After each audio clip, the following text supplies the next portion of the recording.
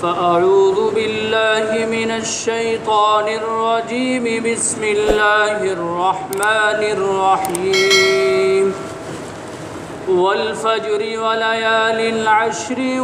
والشفع والبتر وقال النبي صلى الله عليه وسلم إنما الأعمال بالنيات صدق اللہ العظیم۔ میرے محترم بزرگوں اور دوستو، اللہ تبارک و تعالیٰ کا لاکھ لاکھ شکر و احسان کہ اللہ تبارک و تعالیٰ نے ہم تمام کو نماز جمعہ کی مناسبت سے یہاں جمع فرمایا اور کچھ کہنے اور سننے کی توفیق عطا فرمائی۔ میرے عزیزوں اور بزرگوں، یہ ہجری سال کا آخری مہینہ چل رہا ہے۔ جس طرح سے انگریزی مہینے کے اندر آخری مہینہ دسمبر ہوتا ہے، اسی طرح سے ہجری سال چاند کی تاریخ کے اعتبار سے ذی الحج کا مہینہ آخری مہینہ ہوتا ہے۔ اس مہینے کے اندر بہت سارے انوار و برکات اللہ تبارک و تعالی نازل فرماتے ہیں، اور اس مہینے کی بہت ہی زیادہ فضیلت اور برتری بتلائی گئی ہے۔ فضیلت اور برتری کیوں بتلائی گئی ہے؟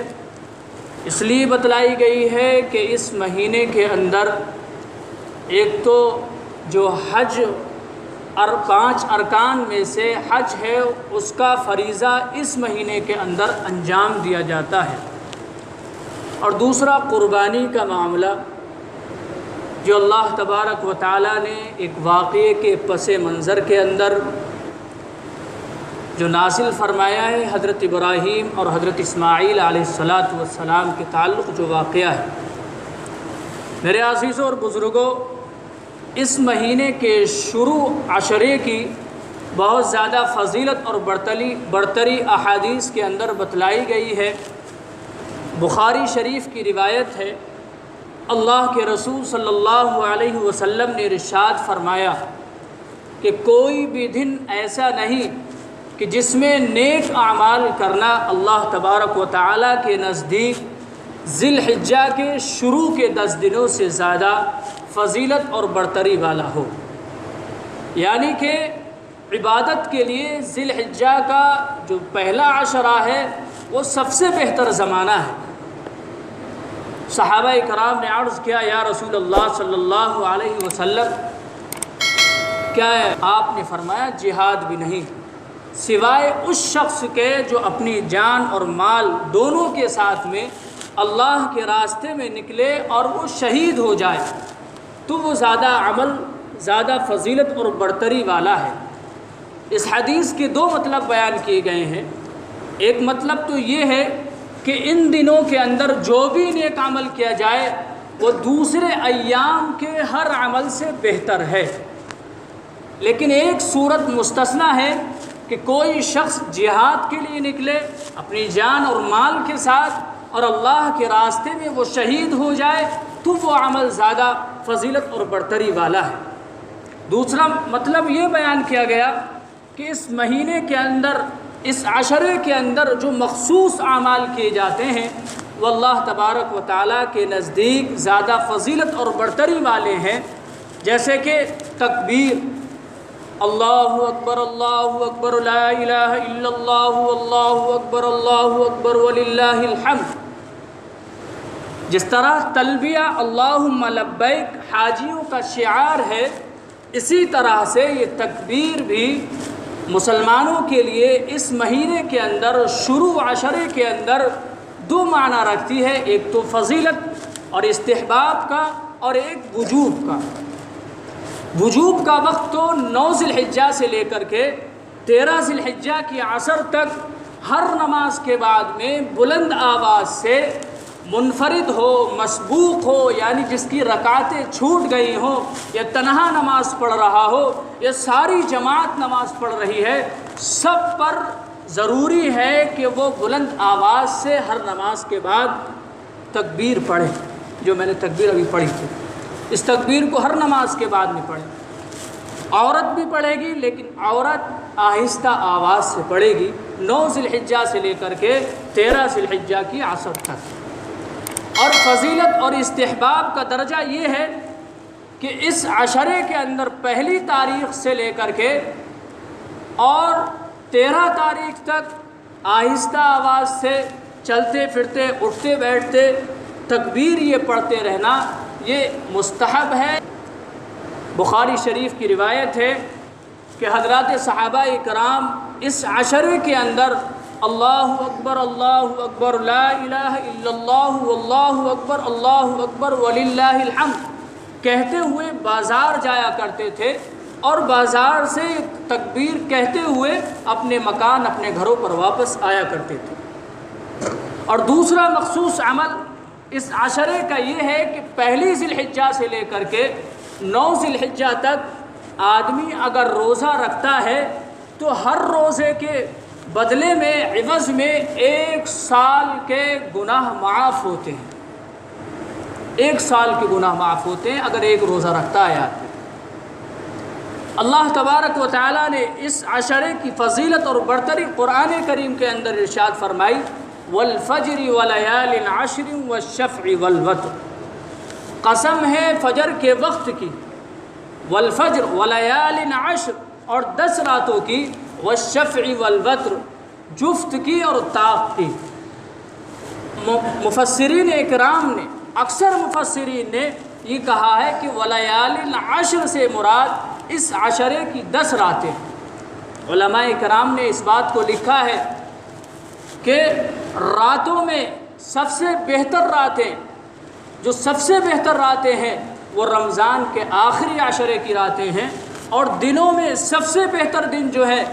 وہ ذی الحجہ کے شروع کے 10 دن ہیں، کیونکہ اس کے اندر یوم عرفہ ہے۔ 9 ذی الحجہ جس کو یوم عرفہ کہا جاتا ہے، اس کو یوم عرفہ اس وجہ سے کہا جاتا ہے کہ حاجیوں کا عرفات کے میدان میں قیام اسی دن ہوتا ہے، اور یہ حج کا سب سے اہم رکن ہے۔ اگر یہ کسی حاجی سے فوت ہو جاتا ہے وقوف عرفہ یعنی عرفہ کے میدان میں قیام، تو اس کا حج ادا نہیں ہوگا۔ بہت سارے لوگ یہ کہتے ہیں کہ بھائی جمعے کا دن تھا اور جمعے کے دن وقوف عرفہ تھا، یوم عرفہ تھا، عرفہ کا دن تھا، تو آج جو ہے حج اکبر تھا۔ اس طرح کی کوئی چیز احادیث اور قرآن کے اندر نہیں ملتی شریعت کے اندر۔ مطلق حج کو حج اکبر کہتے ہیں اور حج اصغر جو کہتے ہیں وہ عمرے کو کہتے ہیں۔ ہاں اگر جمعے کے دن یوم عرفہ ہو تو 70 حجوں سے زیادہ حج وہ افضل ہے، لیکن اس طرح کی اصطلاح کوئی نہیں ہے کہ یہ حج اکبر یا حج اصغر کی۔ علماء نے اس بات کو لکھا ہے کہ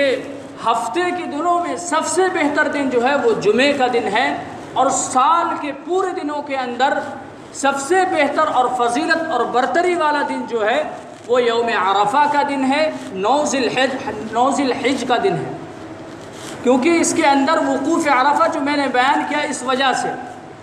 اور 9 ذی الحجہ کا روزہ رکھنا، اللہ کے رسول صلی اللہ علیہ وسلم نے ارشاد فرمایا اگر کوئی شخص 9 ذی الحجہ کا روزہ رکھتا ہے تو 1 سال پہلے کے اور 1 سال اگلے اس کے گناہ معاف ہو جاتے ہیں۔ 1 سال پچھلے اور 1 سال اگلوں کے گناہوں کا جو صغیرہ گناہ ہے ان کا کفارہ ہو جاتا ہے یہ روزہ رکھنا۔ اور اسی طرح سے 1 ذی الحجہ سے لے کر کے جب تک آدمی اپنے جانور کی قربانی نہ کر لے تب تک اپنے ناخون، زیر ناف یا کوئی سے بال ہوں ان کو نہ بنائے، کیونکہ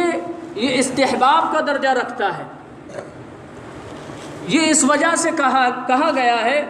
کہ آدمی اپنے بدن کے بدلے میں قربانی ادا کرتا ہے جانور کی۔ وہ پس منظر جو ہے قربانی کا حضرت ابراہیم اسماعیل علیہ السلام کا، حضرت ابراہیم علیہ السلام جو اپنے بیٹے کو قربان کرنے کے لیے لے گئے تھے، اس کو ذہن میں رکھیے تو یہ بات معلوم چلتی ہے کہ آدمی اپنے جسم کے ہر جز اور عضو سے قربانی کو ادا کرتا ہے، اگر وہ اپنے ناخون کاٹ لے گا، اپنے بغل کے بال یا کوئی سے بال کاٹ لے گا، تو وہ کہیں اللہ تبارک و تعالیٰ کی نزول رحمت سے محروم نہ رہ جائے۔ دوسری وجہ یہ بتائی گئی کہ حاجیوں کے ساتھ مشابہت ہو جاتی ہے، کیونکہ حجاج اکرام حالت احرام کے اندر اپنے جسم سے نہ ناخون کاٹتے ہیں نہ بال کاٹتے ہیں، کوئی سے بھی۔ تو دو چیزیں بتائی گئیں، ایک تو اللہ تبارک و تعالیٰ کی نزول رحمت سے محروم نہ ہو جائے، دوسرے حاجیوں کے ساتھ اس کی مشابہت ہو جائے، اس وجہ سے ان چیزوں کو منع کیا گیا ہے کہ آدمی اپنے ناخون بھی نہ کاٹے، اپنے بال بھی نہ کاٹے۔ اس میں بھی گنجائش ہے، اگر آدمی کو کوئی پریشانی مجبوری ہے تو اس میں بھی کاٹ سکتا ہے، کوئی گناہ کی بڑی بات نہیں۔ لیکن ایک بات یہ ہے کہ اگر کسی آدمی کو زیر ناف کے بال کاٹے ہوئے 40 دن سے زیادہ ہو رہے ہیں تو وہ کاٹ لے، کیونکہ 40 دن سے زیادہ زیر ناف کا رکھنا یہ مکروہ تحریمی ہے جو حرام کے قریب پہنچتا ہے، اور یہ درجہ جو ہے استحباب کا ہے، لہٰذا ان دونوں کو ملایا جائے تو حرام کا درجہ زیادہ ہے اور استحباب کا درجہ کم ہے۔